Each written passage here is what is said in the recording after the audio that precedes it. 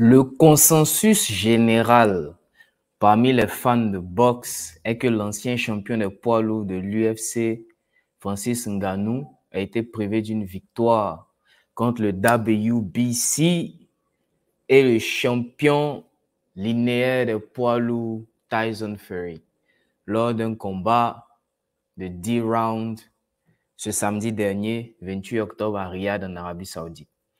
Fury a battu de justesse Ngannou par décision partagée 93, 96, 93, 95, 94, 94, 95. Il y avait 3 juges, on va en parler un peu plus tard. Le combat, très compétitif, a semblé atteindre un tournant lorsque Ngannou a renversé Fury avec un crochet gauche féroce. Il a marqué le 7e knockdown, le 5e KO, le 5e KO de la carrière de Fury. Et c'est cette image qu'on a tous vue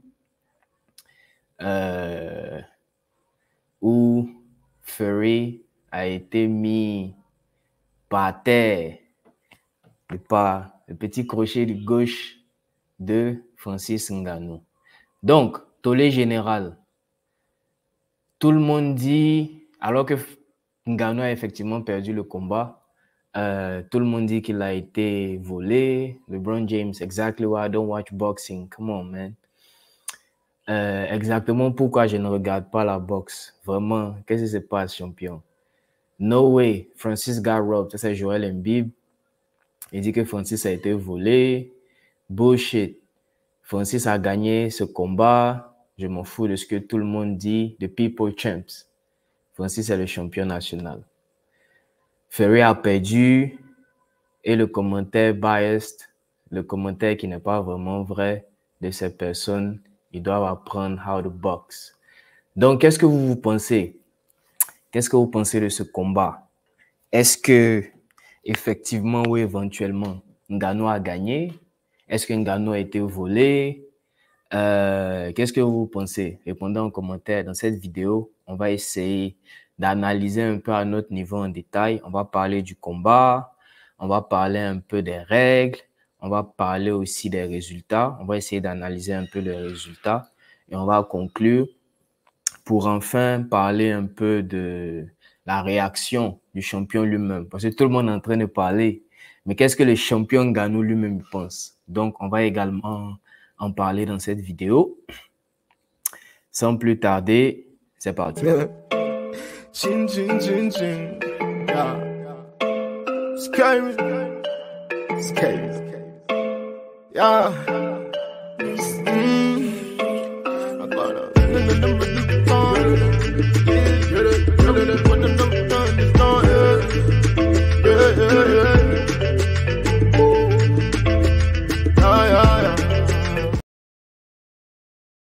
Bienvenue sur Ivorywood 225. Ici, on parle de culture, tradition et business en Côte d'Ivoire d'abord, mais également dans les autres pays d'Afrique et les autres parties du monde. Si cette thématique t'intéresse, n'oublie pas de t'abonner sur la chaîne.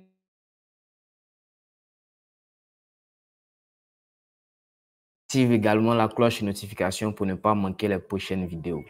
Donc, dans notre rubrique culturelle, l'événement du moment, enfin l'un des événements du moment qui a fait un buzz ce samedi dernier, le champion national africain d'origine camerounaise et également d'origine française, parce qu'il est camerounais et français, mais c'est un Camerounais, Francis Ngannou a effectué un combat contre le champion de boxe Tyson Fury.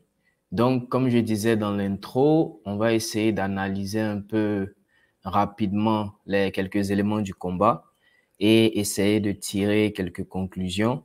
Et pour ceux qui resteront jusqu'à la fin, on va également dépicter un peu la réaction de Francis Ngannou après le combat.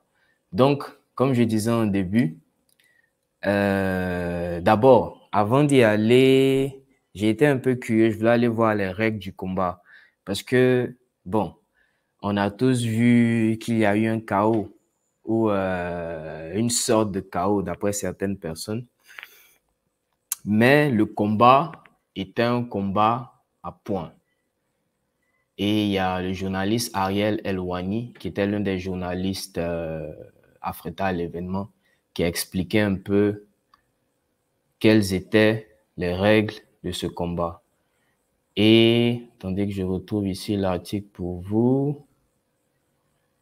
J'ai également, désolé si je regarde en haut parce que l'ordinateur est derrière.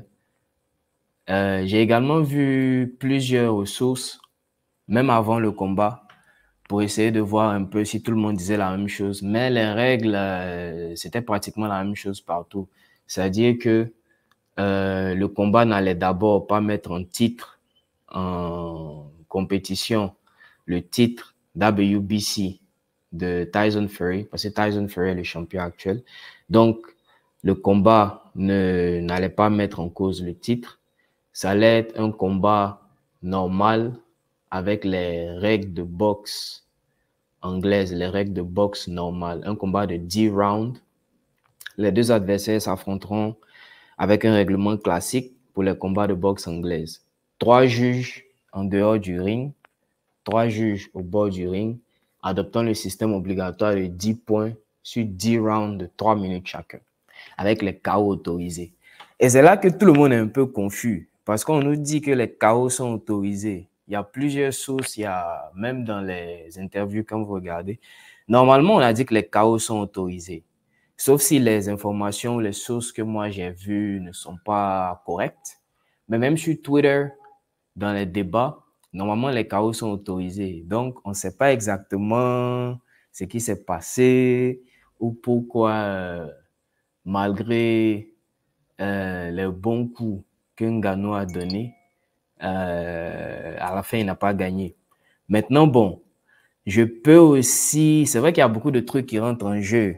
Ngannou, c'est un noir. Et moi, mon avis personnel aussi, les blancs, ils vont pas te donner le truc comme ça. Surtout que toi, Ngannou, on va essayer de parler un peu de pourquoi il y a eu tellement de tollé autour de cette rencontre.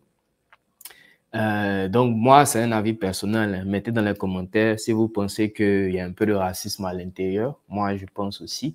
Et puis, bon, il y a eu les gros paris. Les Arabes, là, ils ont parié les milliards. Donc, ceux qui ont parié sur le Fury, le champion en titre, n'allaient pas nécessairement vouloir que qu'ils perdent leur pari. Maintenant aussi, comme je disais, par rapport au combat à points, bon, moi, personnellement, moi, je fais un peu de taekwondo. Donc, je comprends un peu le système de combat à points. Parce que même dans les combats que nous, on fait, il n'y a pas de KO. C'est-à-dire, même si tu mets quelqu'un KO, tu pourras même peut-être être disqualifié parce que le KO n'est pas autorisé. On compte les points. C'est un peu comme à l'escrime. Donc, tu dois essayer de toucher sans nécessairement faire de mal à la personne. Maintenant, les points à la tête comptent plus que les autres parties du corps. Surtout si tu as pu faire un coup de pied à la tête, comme c'est le taekwondo, c'est un peu différent de la boxe. Si tu as pu faire un coup de pied à la tête, c'est 2 points. Et les autres coups en bas du corps, c'est 1 point. Et à la fin, celui qui a le plus de points gagne. Et bon, j'ai effectué plusieurs combats, plusieurs victoires, quelques défaites, mais beaucoup plus de victoires. Et en général, c'est comme ça. C'est-à-dire, tu peux même pas t'amuser à mettre quelqu'un KO. Parce que si tu as mis quelqu'un KO, tu vas perdre le game.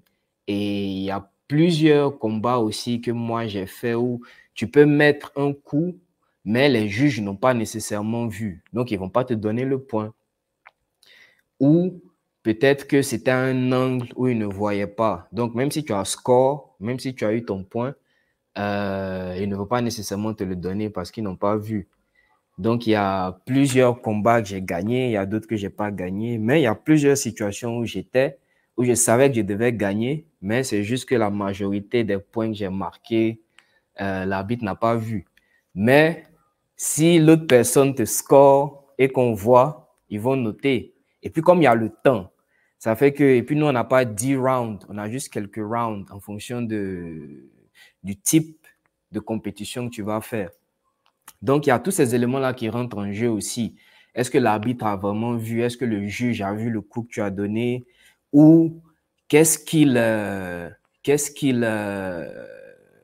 lui-même il value? Parce qu'il y en a qui valuent un peu plus la puissance, il y en a c'est la précision, il y en a c'est autre chose. Donc, c'est en fonction de tout ça qu'ils jugent aussi. Bon, est-ce que les juges étaient biased? C'est-à-dire, est-ce qu'ils ont été achetés? Est-ce que, tout ça, c'est beaucoup trop de est-ce que. Mais les règles de ce combat-là, le KO était autorisé et c'était 10 rounds de 3 minutes chacun avec un système à points. Donc, c'était un peu ça les règles de ce combat-là. On continue. Donc maintenant, on va essayer de voir rapidement le profil des combattants. Donc d'abord, ça c'est directement de Wikipédia. Bon, on va pas tout lire, on va juste regarder les highlights. Francis Ngannou, né le 5 septembre 1986 à Batie, Cameroun, un pratiquant camerounais d'arts martiaux mixtes, MMA et aussi boxeur. Arrivé en décembre 2015 à l'Ultimate Fighting Championship UFC, plus grande organisation mondiale d'arts martiaux mixtes, il s'impose à 6 reprises avant la limite de temps sans ne jamais être défait. Cela lui vaut sa première chance de titre face à Steve Miocic en janvier 2018 et son premier revers à l'UFC. Le combattant camerounais reprend alors sa course au titre avant d'enfin remporter sa ceinture en mars 2021 face au même adversaire. Après avoir défendu son titre face à son ancien partenaire d'entraînement, Cyril Gane, il quitte l'organisation en janvier 2023 pour un différend contractuel et abandonne par la même occasion son titre. En mai 2023, il s'engage avec la Professional Fighter League en octobre 2023 pour son premier combat professionnel en boxe anglaise. Il affronte Tyson Fury. Et ça, c'était samedi dernier. Maintenant, il a quitté UFC. Ils ont eu... C'est un peu la même chose avec les artistes, là. C'est les mésententes de contrat. Lui, il voulait certaines conditions dans son contrat. L'UFC ne voulait pas. Il voulait, si je me rappelle bien, il voulait combattre 3 combats, signer un contrat d'1 an, avoir 3 combats et après être ouvert. C'est-à-dire, il voulait être un peu comme un free agent, en fait, où il peut combattre un peu à l'UFC et puis aussi aller s'essayer à la boxe parce qu'il voulait aller devenir boxeur. C'est un peu même par la boxe qu'il a commencé. Donc, ils ne se sont pas vraiment entendus. Ça a fait un peu de tollé même, je me rappelle, avec le vieux père Dana White. Dana White qui est l'un des fondateurs de UFC. Et puis bon, après, il est parti en free agent, comme on dit, et il a signé en mai 2023 à la Professional Fighters League, PFL. Et là, maintenant, il y a eu son premier combat. Donc, il y a beaucoup de tollé aussi autour de ce truc-là, parce qu'on le regarde. On dit que, ah, toi, on t'a donné beaucoup d'argent pour renouveler ton contrat à l'UFC. Tu avais le titre de champion que tu pouvais garder. Tu as voulu laisser ça. Tu t'es levé, tu es parti pour dire que tu vas être free agent, free truc. Toi, tu allais t'essayer à la boxe. OK. Donc, tout le monde l'attendait au tournant, en fait. Et à la grande surprise, beaucoup de personnes pensaient qu'il n'allait même pas tenir 3 rounds, 2 rounds. Il y a des gens même qui ont dit qu'il n'allait même pas tenir 3 minutes. Mais à la surprise de tout le monde, non seulement il a tenu les 10 rounds et il a mis le champion par terre. Et jusqu'à même tout le monde dit qu'il a gagné. Donc, ça, c'était Francis Ngannou. On va aller rapidement avec Tyson Fury, qui est aussi, c'est un champion. Hein. C'est pas comme si c'est un vaurien. Hein. Ne vous amusez pas. Tyson Luke Fury. Born, ah ouais, ça c'est en anglais. Donc, attendez un peu, je vais traduire ça ici rapidement pour vous. Pour qu'on soit un peu sur la même longueur d'onde. Ça va juste charger quelques minutes. Mais comme vous voyez, Tyson Fury, boxeur professionnel britannique, né le 12 août 1988, détenait le titre de poids lourd du World Boxing Council. C'est ça, le WBC. World Boxing Council. Donc, comme je disais dans les règles du combat tout à l'heure, son titre n'allait pas être remis en cause. Ça, c'est l'une des règles.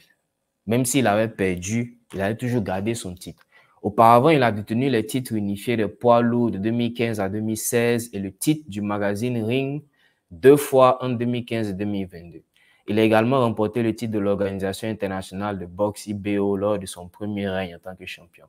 Après sa défaite de Deontay Wilder, Fury est devenu le 3e poids lourd après Floyd Patterson et Mohamed Ali à détenir 2 fois le titre de magazine The Ring et est largement considéré par les médias comme le champion linéaire des poids lourds. This is very big. C'est-à-dire Fury est devenu le 3e poids lourd après Floyd Patterson et Mohamed Ali à détenir 2 fois le titre de magazine The Ring et est largement considéré par les médias comme le champion linéaire des poids lourds. C'est pour ça que si lui il perdait là, non seulement pour le WBC et pour le monde de la boxe, ça allait être soigné. Non seulement tu vas perdre le game et tu vas perdre avec quelqu'un qui vient de commencer. Lui, c'est son premier match et lui va venir te gagner. Non, on ne peut pas laisser ça passer. On ne pouvait pas laisser ça passer. Donc, on continue un peu rapidement. En décembre 2022, Fury est classé parmi les meilleurs poids lourds actifs du monde par BoxRec et ESPN. Il est également classé 6e livre pour livre par... Ah non. Il est également placé 6e. Je crois que c'est la traduction qui a gâté un peu. Mais je pense qu'il voulait dire 6e dans l'un des classements du livre d'ESPN. Et la Boxing Writers Association of America est 7e par la Transnational Boxing Ranking Board. Donc, Tyson Fury, comme vous-même vous voyez, est un grand combattant qui fait partie des meilleurs. On le considère même comme le 3e poids lourd après Floyd Patterson et Mohamed Ali. Donc, c'est un champion également. Et on va essayer d'analyser un peu rapidement le game. Bon, j'ai trouvé cet article-là qui était un peu très intéressant sur CBS Boxing qui résumait un peu comment est-ce que le match s'est passé. Donc, on va essayer de lire rapidement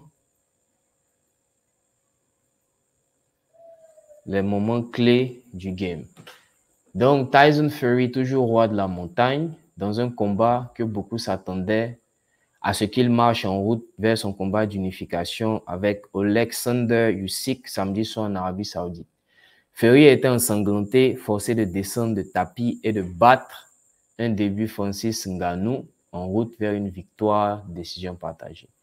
Fury, qui détient toutes les couronnes et linéaires du poids lourd, a été forcé de se battre à l'extérieur pendant une grande partie du combat, alors que Ngannou s'est pressé au visage et a rendu la vie misérable. Fury a longtemps utilisé sa taille et son poids au cours de sa carrière pour s'appuyer sur ses adversaires dans le clinch et les épuiser. Ngannou, un ancien champion des poids lourds de l'UFC, a été capable de muscler Fury dans le clinch, atterrissant parfois à l'intérieur des tirs et parfois en jetant Fury hors de lui. Et c'est un peu ça aussi, parce que même dans les règles, les gars avaient dit qu'ils allaient essayer de se concentrer au milieu pour pouvoir avoir un KO. Et comme le gars, il explique ici, Fury a longtemps utilisé sa taille et son poids parce que Fury, il a, je ne sais pas combien de kilos de graisse là. D'après les gars, il a les kilos, c'est un tas de graisse. Pas un tas de graisse, hein. Est-ce que tu peux te placer dans le ring, hein, Fury? Mais ce que je veux dire, il est beaucoup plus lourd même, je crois, au moins 20 kilos. Il a au moins 20 kilos de plus qu'un Ngannou. Et Ngannou, déjà, c'est un géant. Son surnom, c'est le Predator. Donc, je dis Ngannou lui-même, c'est un poids lourd. Mais dans sa carrière, même en général, Fury a toujours utilisé son poids et sa taille, bien sûr, pour intimider ses adversaires, etc., etc. Mais avec Ngannou, il s'est lui-même rendu compte que ça serait un peu compliqué parce que Ngannou aussi c'est l'homme. Mais... Donc, alors qu'un coup de poing de Ngannou ensanglantait Fury tôt, le moment le plus étonnant du combat est arrivé au 3e round, lorsque Ngannou a posé une main gauche qui a attrapé Fury et l'a laissé tomber sur la toile pour un renversement. Et là, on dit qu'il est tombé comme un sac de patates. Les gars vont me tuer sur Internet. Mais on parle de cet événement-là qu'on a tous vu où Fury est tombé ici. Et bon, à partir de là, Fury lui-même il s'est rendu compte qu'il faut qu'il modifie un peu sa stratégie et il faut qu'il essaie de se repositionner dans le game. Et ce qu'il a fait. Donc, on continue. Ngannou qui aborde le physique d'un dieu grec a semblé se fatiguer vers les tours du milieu du combat, mais est revenu avec des rassemblements furieux, parfois au cours de la deuxième mi-temps, après le 5e round, laissant Fury plus hésitant à s'engager qu'il ne l'a fait tout au long de sa carrière invaincu. Et on le voit, quand vous regardez le game, effectivement, à partir du 4e, parce que le truc là, c'était au 3e, où Fury est tombé là. À partir du 4e, 5e round, tu vois que le Fury lui-même, il a commencé à combattre différemment. Il a commencé à combattre un peu plus en défense, parce qu'il a vu que s'il s'amuse, il peut prendre un coup qui va le faire tomber. Pourtant, Fury a fait le meilleur travail de boxe la plupart des rounds. Et même si ce n'était pas la manière dominante attendue, il était capable de survivre à la peur et gagner sur les cartes de pointage avec les scores qu'on connaît. Bon, je vais vous montrer même le résultat à la fin. Non, ce n'était pas certainement dans le scénario, a déclaré Fury. C'est un sacré combattant, fort, bon frappeur, un meilleur boxeur que nous ne l'aurions jamais pensé. C'est un homme très maladroit et un bon frappeur. Je le respecte beaucoup. Avant et après le combat. Écoutez, il était très maladroit, il ne se mettait pas en avant. Il attendait pour contrer mes coups de poing. Il m'a donné l'un de mes combats les plus difficiles au cours des 10 dernières années. Et ça, c'est Fury lui-même qui déclare ça. Une grande partie de la discussion à l'approche de ce combat portait sur l'affrontement signé de Fury avec le champion des poids lourds de la WBO et de l'IBF et de la WBA USIC pour couronner le premier champion des poids lourds incontesté de l'ère des 4 ceintures qui avait une date prévue, bien que non officielle, du 23 décembre. Après le combat, il semblait clair que Fury n'était pas enthousiaste à l'idée de s'en tenir à cette date. Donc Fury a un combat après celui-là avec l'autre Usyk. Bon, beaucoup de gens disent que c'est par rapport à ça aussi qu'ils l'ont fait gagner. C'est-à-dire, comme il a un combat qui arrive où il doit vraiment défendre son titre, il fallait qu'il arrive au sommet de la confiance en lui-même. Donc, il ne pouvait pas perdre le match d'avant. Beaucoup de gens affirment que ça aussi, ça fait partie des raisons pour lesquelles ils ont donné la victoire à Fury. Qu'est-ce que vous en pensez? Est-ce que vous pensez que c'est une raison valide? Est-ce que parce qu'il avait son combat qui arrive en décembre, ça c'est une raison valide pour qu'il gagne ou pour le faire gagner maintenant si éventuellement il avait perdu? Répondez en commentaire. Je vais rentrer chez moi, a déclaré Fury, après que son promoteur Frank Warren ait dit la même chose. Je suis au camp d'entraînement depuis 12 semaines. Je vais rentrer chez moi, me reposer et décider de la suite. Donc, pour Ngannou, il est difficile de voir le combat comme autre chose qu'une victoire massive. Non seulement il a survécu à 10 rounds avec le champion linéaire de poids lourd, mais il a marqué un knockdown. Knockdown, c'est KO. Il a marqué un knockdown et a gagné sur l'une des cartes de pointage officielles dans un combat que la plupart des experts croyaient qu'il serait battu. Je me sens bien, a déclaré Ngannou après le combat. Je me sens fantastique. Ça, ce n'est pas fait dans mon sens. Ça ne s'est pas fait dans mon sens. Je pourrais être à court aujourd'hui. Je serais peut-être blessé, mais je reviendrai. Je ne suis qu'un combattant. Je suis prêt à me battre bientôt. Nous pouvons le refaire et je suis sûr que je vais m'améliorer. C'était mon premier match de boxe et je ne me donne aucune excuse. Je vais travailler plus dur, avec un peu plus d'expérience et revenir mieux. Maintenant, je sais que je peux faire cette perte. Préparez-vous, un loup est dans la maison. Donc, Ngannou a noté après le combat qu'il pouvait dire qu'il frustrait Fury au début du combat et que cela incitait Fury à ajuster son plan de jeu. Je savais qu'il allait être comme ça. Je savais que tous ceux qui doutaient de ma capacité à boxer, ça allait être comme ça. J'ai l'impression qu'au fur et à mesure que le combat se déroulait, son attitude changeait, a déclaré Ngannou à ESPN. Fondamentalement, quand je changeais pour Southpaw, il ne faisait rien. Quand je veux me reposer, je suis passé à Southpaw et il ne peut rien faire. J'ai donc réalisé qu'il avait du mal à ce moment-là, mais je ralentissais déjà. Je n'étais pas à ma meilleure vitesse. Je pense que c'était au 5e ou 6e round, je l'ai eu en quelque sorte. Mais je ne voulais pas devenir fou parce que je ne voulais pas utiliser trop de puissance. Ouais. La sous-carte de samedi soir à V4 arrivée massive dans la division des poids lourds, principalement avec une compétition surpassée. Moses Itoma, Aslambek, Makumdov ont tous deux obtenu des arrivées au premier tour pour ouvrir les festivités contre... bon, ça, c'est pas tellement important. Donc, c'était un peu ça les quelques moments clés du game. Et vous avez ici la couverture. Parce que, comme je disais tout à l'heure, c'est un game où c'est un match 10 rounds et avec un système de points à 10 points. Donc, vous voyez ici, c'est un peu comme ça qu'ils ont...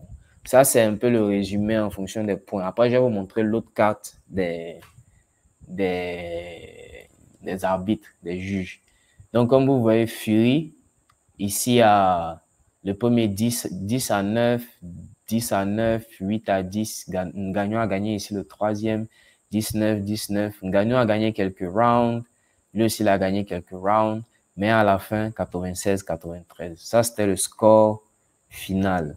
Et pour aller même un peu plus en détail dans le score, attendez que je vais vous montrer. J'avais les détails quelque part ici. Voilà, le scorecard. Oh, j'ai fermé. Attends.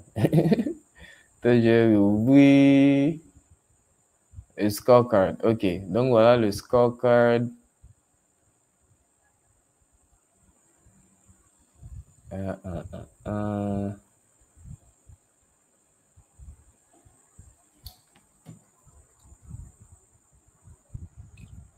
OK.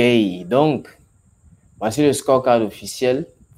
Vous avez les trois juges avec les scores. Ici, le premier, 96-93 pour Fury. Et l'autre, ici, 94-95. Et vous avez le dernier, 95-94. Donc, voilà les scorecards officiels ici. Maintenant, j'ai trouvé un truc un peu intéressant ici, qui est les statistiques des punches, les statistiques des coups de poing donnés. Donc ici, ils ont divisé ça en trois types de coups de poing. Vous avez les punches landed. Bon, je pense que ça, c'est les coups de poing basiques. Les jabs. Le jab, c'est le premier coup de gauche là. Et le power punch. Le power punch, les coups un peu plus puissants. Maintenant, vous avez les coups landed. Le coup landed, c'est le coup qui a touché. C'est-à-dire, c'est le coup qui arrive à sa destination. Et le coup thrown. Le coup thrown, c'est ce qui a été lancé, mais qui n'a pas nécessairement atteint la destination. Et c'est là que j'ai trouvé j'ai trouvé ce scorecard et ces statistiques-là quand même intéressant. Parce que c'est un peu différent de l'autre. Bon, je ne vais pas aller dans tous les détails. Je vais vous mettre le lien dans la description pour ceux qui voudront regarder un peu plus en détail.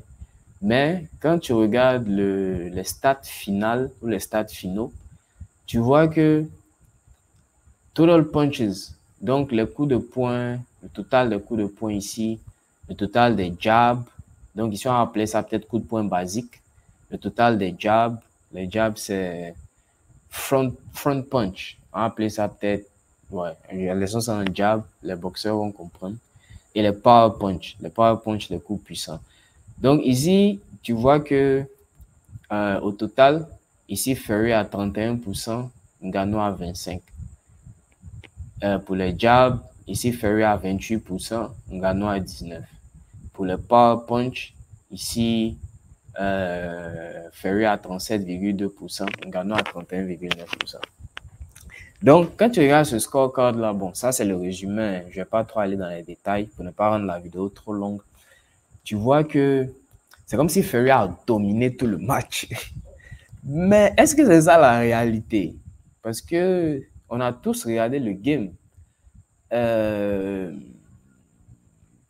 pense que overall, la domination a été partagée à plusieurs niveaux. Je ne pense pas que Fury a dominé tout le match jusqu'à la fin. En tout cas, le match que moi j'ai regardé là, à un moment, Fury lui-même, c'était chaud sur lui. Donc, je ne sais pas trop, je ne comprends pas trop pourquoi ici le scorecard là montre que c'est comme si Fury a dominé pratiquement tout le match. Bon, ici, c'est où même? À ce niveau-là, pour les power punches, pour les punches en puissance, tu vois que bon, Ngannou a quand même 31% ici. Mais je trouve que c'est quand même... en tout cas, ces stats ici, là, c'est différent du match que nous, on a regardé. Celui-là, ici, avec les points, makes a little more sense. Ici, là, par exemple, tu vois que avec ce scorecard-là, du système à 10 points, tu vois effectivement que là, ça a un peu plus de sens parce que bon, on voit quand même les matchs où Ngannou a gagné. Et même s'il y a beaucoup de matchs qu'il a perdu, tu vois que c'était juste. 19. En tout cas, le game était juste. C'était comme un match de 1-1 ou de 0-0 penalty. Le game était trop juste. Non seulement c'était juste, mais Ngannou a mis un KO. Ngannou a fait tomber. Un temps dans les règles, on dit que KO est dedans. Et puis après, on voit que c'est monté, c'est descendu. Donc bon, c'était un peu ça ma toute petite analyse, les résultats que j'ai vus. Maintenant, petite conclusion, je pense que ça a été un événement historique. Parce que d'abord, comme je disais, Ngannou, il a quitté son ancienne fédération. Beaucoup de personnes ont dit que c'est un coup de tête. Beaucoup de personnes ont dit, on t'a proposé l'argent, tu as te joué les ceci, tu as gonflé, c'est monté, c'est descendu. Mais bon, lui, il voulait être un free agent. Il voulait avoir la possibilité de faire MMA et après aller faire boxing ou peut-être même faire un peu des deux. Lui, il voulait avoir la flexibilité dans son contrat. Donc, quand il est parti, il allait s'engager dans cette nouvelle aventure-là. Le monde entier le regardait, le monde entier l'attendait. Surtout que c'est un champion d'Afrique, c'est un Camerounais. Il représente aussi l'Afrique. Et comme vous-même, vous connaissez notre affaire d'Afrique, là, ça fait que toute la pression était sur ce game-là. Et c'est un nouveau boxeur. C'est son premier match contre le champion incontesté. Donc, c'était un événement historique. Et sa performance aussi a été historique. Parce que, comme je disais, beaucoup de personnes ne lui donnaient même pas de survie dans le game. Et il a surpris tout le monde. Donc, ça a été vraiment une grande démonstration de persévérance et de, comme Drake a dit dans une de ses chansons là, put your mind on it and go get it done. Parce que when I put my mind on it, usually it tends to happen. Il a mis son mind, il a mis son esprit sur un truc et éventuellement il est en train de réaliser. Et ça aussi, c'est un exemple de la vie. Quand tu te fixes un objectif, il faut te donner les moyens d'y arriver. Et le plus ton objectif est grand, le plus ça te pousse à te surpasser pour y arriver.